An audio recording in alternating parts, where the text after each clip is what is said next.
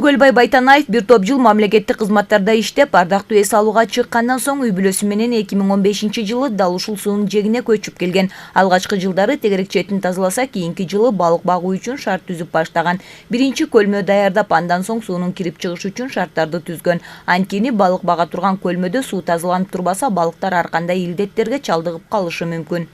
Мына балыктар азыр эч оорубаган жапжакшынакай учурда. Анан бул ооруган кезде мына могу жер азыр карала точка болуп атпайбы могу жерлер мына.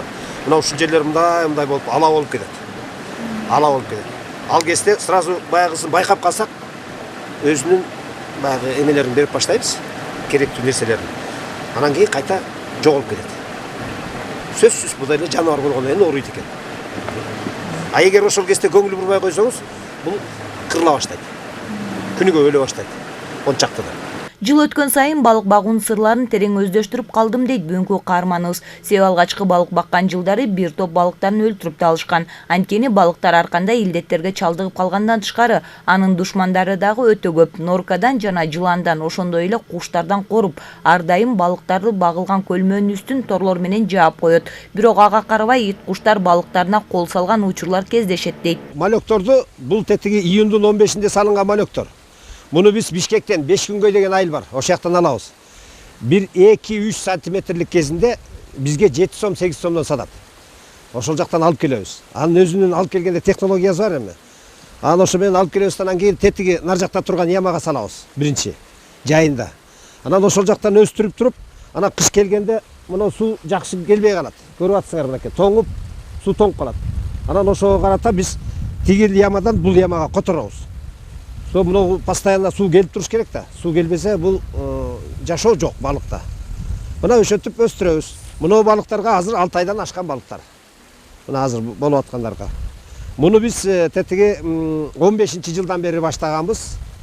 Эми ал жылдары 1-2 жыл баягы билбестиктен көп ката кетирдик. Эми азыр кичине үйрөнүп калдык.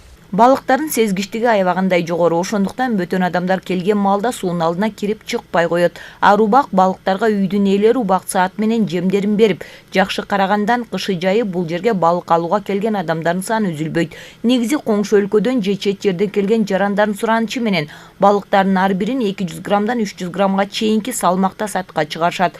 Бул балыктар канчалык кичине, салмак аз болсо, ошончолук даамдуу болот дешет.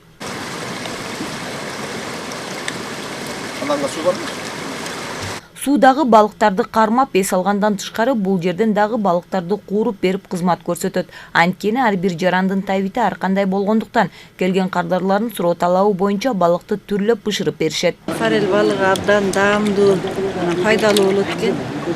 Муну 4 маал жем беребиз кадимкидей.